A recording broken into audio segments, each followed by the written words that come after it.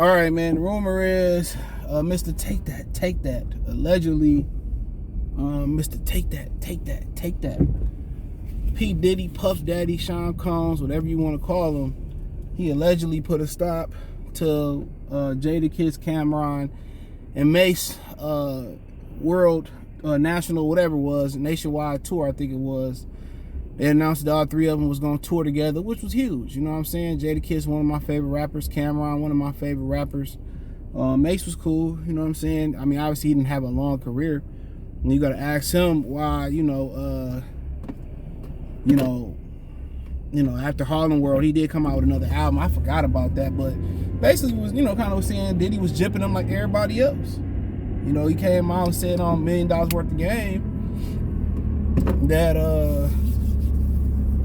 Diddy, he was basically headlining and Diddy wasn't even paying him. He basically was a headliner. He wasn't even getting paid. And basically saying, he refused to go out one day and then they started paying him $15K and that wasn't even, he didn't know no better. That wasn't even right. But so basically he came out and said some things about Diddy. Apparently or allegedly, he's one of the few rappers who didn't sign a non-disclosure agreement. We all know how foul Puff is. You know what I'm saying? It was rumors about Black Rob, why he dropped Black Rob. I'm not going to speak on the dead. He caught Black Rob doing something, and then he tried to help Black Rob when he was on his sick bed. There's multiple interviews of Black Rob looking bad. You know what I'm saying? But that's business. That's business.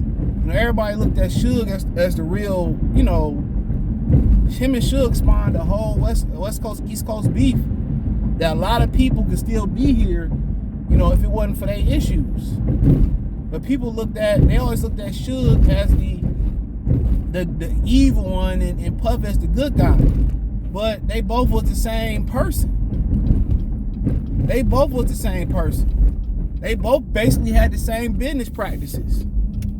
Dre had one album, Snoop had one album. Pac was like one of the few dudes who actually got to a second album with Death Row. And he was one of the last guys to be there. The difference was Puff did it with a coke and a smile, and Suge Knight wanted to be the rule with an iron fist like a gangster. He didn't know how to put that coke and a smile down. He didn't know. He just wanted to be a gangster 24/7. And Puff knew how to move and how to smile and how people like him. He knew how to turn it on and turn it off. That's the difference. That's why Puff's still in the game. People forget he still got First Montana, Machine Gun Kelly, and obviously they dropped multiple albums on Bad Boy too. People tend to forget that. So Mase said some things, you know what I'm saying, and he turned around and said Mase owned $3 million, and dude got an ego. You know what I'm saying? Craig Mack was the reason Bad Boy got put on. People forget that. It wasn't Biggie. Craig Mack. It was a real debate. Who was a better rapper back in the day, Craig Mack or Biggie at one point in time? Without Craig Mack, it's perhaps no Biggie. It was Craig Mack who put them on the map. He ain't send no flowers to Craig Mack funeral. He ain't pay for it. As far as we know, he ain't pay for the funeral. Craig Mack should always had a home and a job and health care from Bad Boy. Without Craig Mack, he ain't on. Dude ain't on. Puffy messed over a lot of people, dude. Dude for making the bed, Fred. Said Puffy had them banned. He had all them niggas banned, pretty much freeze them out down there in Miami. And he was showing them love before Cali and all them niggas got on. And Puff put a stop to that. And when Nipsey Hussle said these black owners in this game is some powerful racists, I'm gonna keep telling y'all that. Didn't nobody get to a second album for real on Bad Boy. I don't think Lil' Kim was on Bad Boy. Technically, I don't think she was. I could be wrong. Nobody. Froze out Easy Mo Beats because he did some work with Diddy. Got mad at Jodeci. They started over at Uptown because he went over there and did some shit with Pop. He banned Easy Mo Beats. And Easy Mo Beats is the reason Biggie, he started with Biggie. That's the first producer he put him with. So come on. Black people be putting a lot more bans on black people than the others do, for real. So, you know, Puff been filed, bro. Had to stop at the store. And we been around music enough to know that he been filed, man. And he know it. He know it like a mug. For sure. You know, but he gonna suffer like that dude Fred said. He gonna get his. He gonna get his, dude, because he did all this and he still ain't worth the billion, like old boy said. He did all of that and he still ain't worth the $1 billion. And Dr. Dre and Kanye and Jay-Z. You know what I'm saying? And you know what Mase refused to apologize. Now apparently the Locks bagged up Diddy against Mase and all that. And they can do that. You know what I'm saying? Because you see why they would, because Diddy can make a couple calls, probably make one phone call and ban their ass. So you see they going through the same thing with Puff. They can't even be really called the fucking Locks. They was D-blocked for a while because Puff wouldn't get a name back. And then Jadakiss said, well, we learned that was the business. Jay just came out here and said he had ghostwriting for Diddy and he was broke.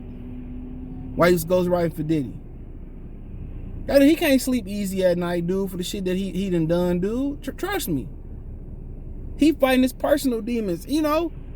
And, you know, and that's why when Loon got out, he told Loon to holler, and Loon was like, man, forget all that, bro. I've been locked down all that time. And, you know, when G-Dep get out, you know what I'm saying? He gon', you know, they all know how Diddy get down. Diddy use you up and be gone. Black Rob was talking about how he kept Rob and Biggie separate, and Black Rob said, well, I don't know why he did that. Dude, he reap what you sow. I was just ran the Family Dollar. I had to stop the video. Lady was saying, you know, she helped her daughter get through college and, you know, all this, and her daughter went to college, got rich, and no speak to her no more, dude. Man, and it could be and the daughter might have a whole different point of view, right?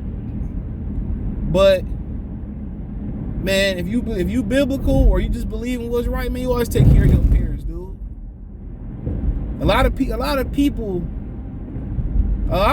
are hurt and angry because they don't know how to forgive. I know Ross came out with the album God Forgives, I Don't, man. A lot of people hold on to shit because they don't know how to forgive. A lot of people walk around angry. You gotta forgive, bro. That's the only way to move on. That's the only way. I can forgive you and we still not be what we used to be. Well, I can forgive you, we could be better than what we used to be. You know? And Diddy right now, he got artists out here that he could do a lot for, dude.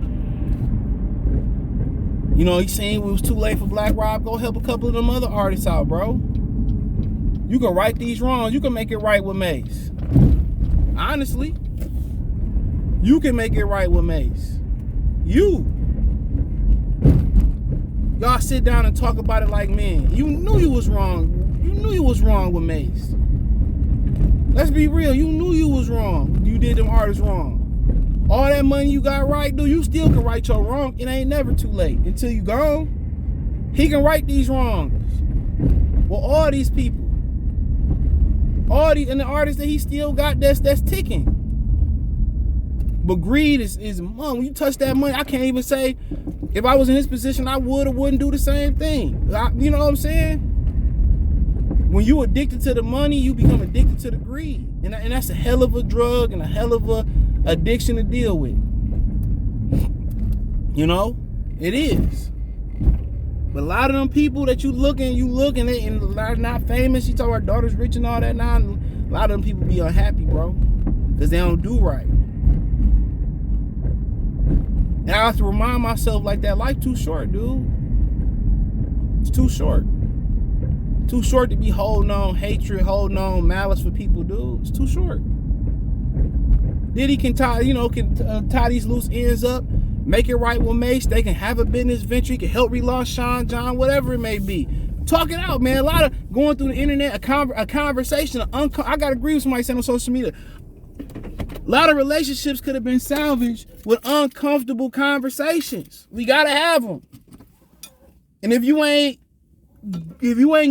don't master having uncomfortable conversations, you won't make it in the business world as an entrepreneur, as a co-worker, as an employee, as a manager, as a team leader, as a parent, as a coach, as a teacher, as a boss, as a billionaire, you won't do well. You have to master uncomfortable conversations. Hate to say it. And I hate them. You know what I'm saying? I used to hate them. But you gotta have uncomfortable, they need to have that uncomfortable conversation. And clear that shit up and move on and break bread together. Did he talk about galvanization, how we need to have each other back and band against the Grammys, and we need to love our brothers? Start with Mase. Tie that loose end up. Then go to Loon. Tie that loose up there. Make sure G-Dep good till he get out. Tie that loose end up. You know what I'm saying? It ain't shit to teach them niggas how to invest their money. Well, if music don't work out, it should have been a part of the plan. It ain't nothing. How we got brothers enslaving brothers, bro.